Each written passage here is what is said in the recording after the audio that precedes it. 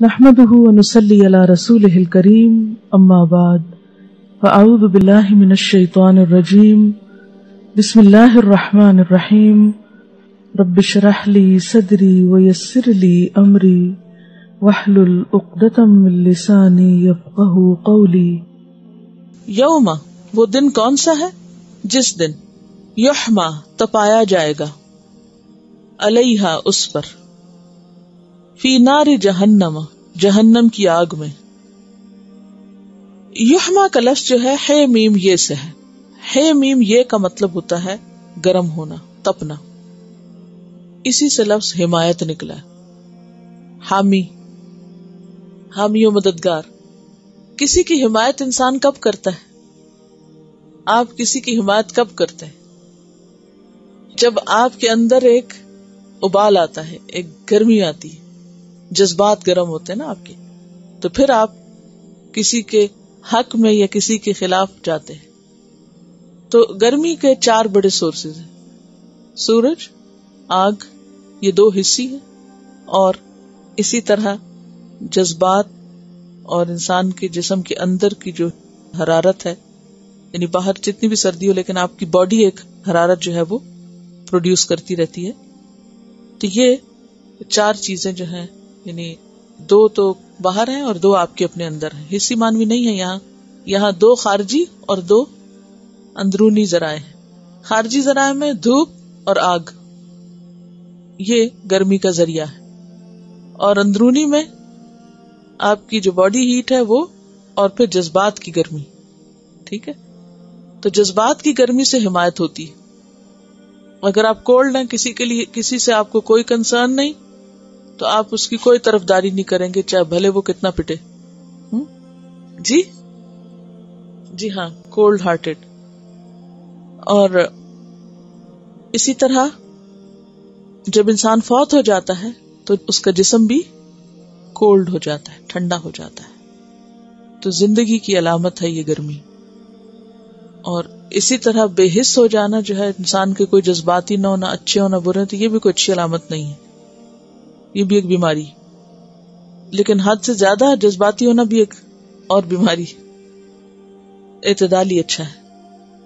تو دھوپ بھی گرمی کا ذریعہ ہے، اور دوسری طرف آگ. تو یہاں پر آگ کی گرمی کی طرف اشارہ ہے.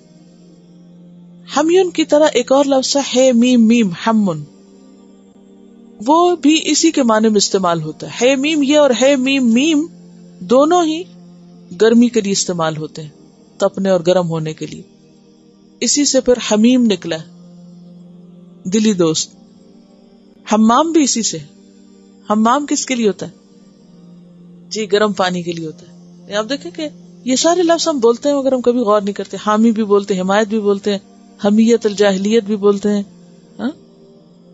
یہی اصل مقصد ہے روٹس جاننے کا، کہ انسان کے اندر غور و فکر کا مادہ پیدا ہو. یوم یحما علیہا فی نار جہنم، جس دن اسے جہنم کی آگ میں تپایا جائے گا، خوب گرم کیا جائے گا. کس کو؟ سونے اور چاندی کو.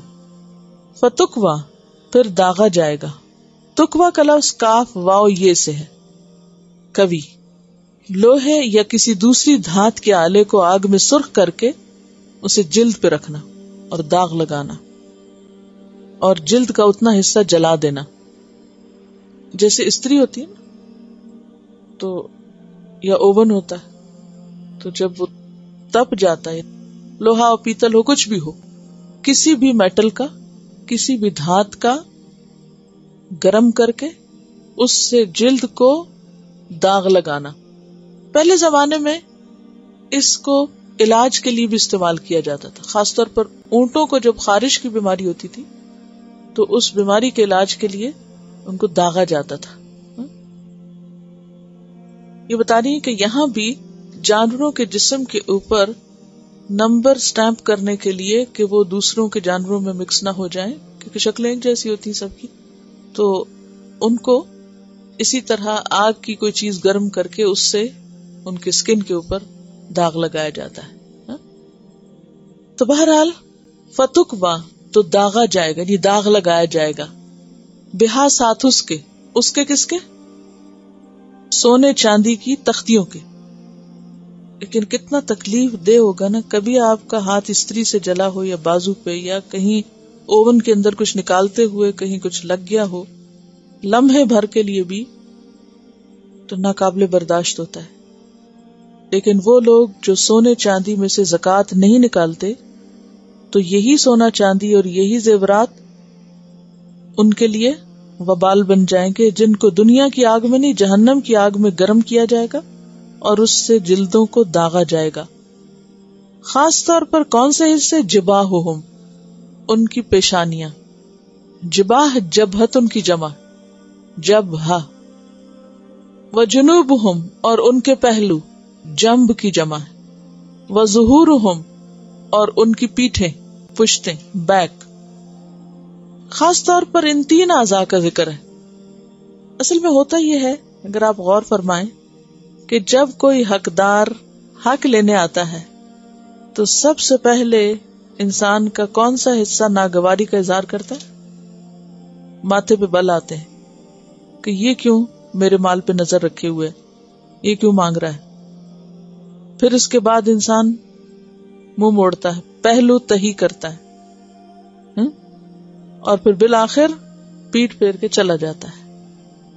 تو یہ تین حصے استعمال ہوئے انکار میں حقدار کو حق دینے کے، تو ان تینوں کو خاص طور پر پھر داغا جائے گا اور کہا جائے گا ھذا ما کنزتم لانفسکم، یہ ہے جو تم نے جمع کیا اپنے نفسوں کے لیے، اپنی خاطر. فذوقوا، پس چکھو، ما کنتم تکنزون، جو کچھ تم جمع کرتے تھے، جو کچھ تم اکٹھا کر کے رکھتے رہے. رسول اللہ صلی اللہ علیہ وسلم کا ارشاد ہے کہ قیامت کے روز زکوٰۃ ادا نہ کرنے والوں کا مال و دولت گنجا سانپ بنا کر ان پہ مسلط کیا جائے گا، جو انہیں مسلسل ڈستا رہے گا اور کہے گا انا مالو کا انا کنزو کا. یعنی قرآن میں تو تختیاں تپانے کی بات ہے، اور حدیث میں گنجے ناگ کی بات بھی ہے کہ جو مال والے کو کہے گا کہ میں تمہارا مال ہوں، گویا مال سانپ بن جائے گا اور کہے گا کہ میں تیرا خزانہ ہوں. یہ بخاری کی روایت ہے. اسی طرح جن جانوروں کی زکوٰۃ ادا نہ کی جائے ان کے بارے میں آپ صلی اللہ علیہ وسلم نے ارشاد فرمایا کہ وہ جانور اپنے مالکوں کو قیامت کے دن مسلسل 50,000 سال تک اپنے سینگوں سے مارتے رہیں گے اور پاؤں تلے رونتے رہیں گے. معراج کی رات رسول اکرم صلی اللہ علیہ وسلم نے کچھ ایسے لوگ دیکھے جن کے آگے پیچھے دھجیاں لٹک رہی تھی. دھجیاں کیا ہوتی؟ چیتڑے لٹک رہے تھے، اور وہ جانوروں کی طرح تھور کانٹے اور آگ کے پتھر کھا رہے تھے. آپ نے دریافت فرمایا یہ کون لوگ ہیں؟ حضرت جبریل علیہ السلام نے بتایا یہ وہ لوگ ہیں جو اپنے مالوں کی زکوٰۃ ادا نہیں کرتے تھے. یہ مسند بزار کی روایت ہے. اور آپ دیکھیے کہ یہ کس کی سزا بتائی جا رہی؟ اہل ایمان کی. کیوں؟ پیچھے آیا نا یا ایھا الذین آمنوا کہہ کے بات شروع ہوئی ہے کہ وہ مذہبی رہنما بجائے اس کے کہ اللہ کا حق دیں، الٹا لوگوں کا حق کھا جاتے، اور جو لوگوں کا مال ہوتا اس کو بھی جمع کر کر کے رکھتے اور اس میں سے کچھ نہیں دیتے تھے. تو تم ایسے نہیں کرنا، کیونکہ جو لوگ ایسا کریں گے ان کے ساتھ یہ سلوک کیا جائے گا. اور یہ جو حدیث ہے جس میں حشر کے میدان میں یہ سب کچھ ہوگا نا، یہ جو تپایا جائے گا اور جلایا جائے گا، یہ جہنم کے اندر نہیں. اس کے بعد وہ شخص بالآخر 50,000 سال سزا کاٹ کے جنت میں بھی جا سکتا ہے، یا پھر الٹیمیٹلی اور اگر بہت برے کام ہے تو جہنم میں بھی جا سکتا ہے. تو یہ سزا کافروں کی نہیں بتائی جا رہی، یہ ان ایمان والوں کی بتائی جا رہی ہے جو زبان سے تو لا الہ الا اللہ پڑھتے ہیں لیکن عمل میں کورے ہوتے ہیں. کبھی انسان سوچے کہ جتنا مال اس نے اکٹھا کر کے رکھا ہوا ہے وہ آج مر جائے تو اس کو کیا فائدہ، کس کے پاس جائے گا؟ بلکہ اس دن انسان الٹا کیا کہے گا، ما اغنا عنی مالیہ، میرا مال میرے کسی کام نہ آیا. ہلک عنی سلطانیہ، اور میرا سارا سلطان اور ساری طاقت اور اقتدار جاتا رہا. تو یہاں پر زکوٰۃ ادا نہ کرنے کی جو سزا ہے وہ بتائی گئی. اس کے علاوہ آخرت سے پہلے دنیا میں بھی زکوٰۃ ادا نہ کرنے کی سزا ہے. اور خاص طور پر ایک حدیث میں آتا ہے، طبرانی کی روایت ہے، نبی صلی اللہ علیہ وسلم نے فرمایا زکوٰۃ ادا نہ کرنے والوں کا مال و دولت تباہ و برباد ہو جاتا ہے. یعنی ایسی ایسی مصیبتیں آتی رہتی ہیں کہ وہ مال جو انہوں نے لوگوں کا اپنے مال میں بچا کے رکھا ہوتا ہے وہ کسی نہ کسی جگہ نکل جاتا ہے. وہ خود نہیں اس کو استعمال کر سکتے، وہ چونکہ ہے ہی نہیں ان کا، کسی کا ہے، تو اگر صحیح طریقے سے نہیں دیتے تو دوسرے طریقے سے وہ برباد ہوتا ہے. ایک اور حدیث میں ہے، آپ نے فرمایا زکوٰۃ ادا نہ کرنے والے لوگ قحط سالی میں مبتلا کر دیے جاتے ہیں.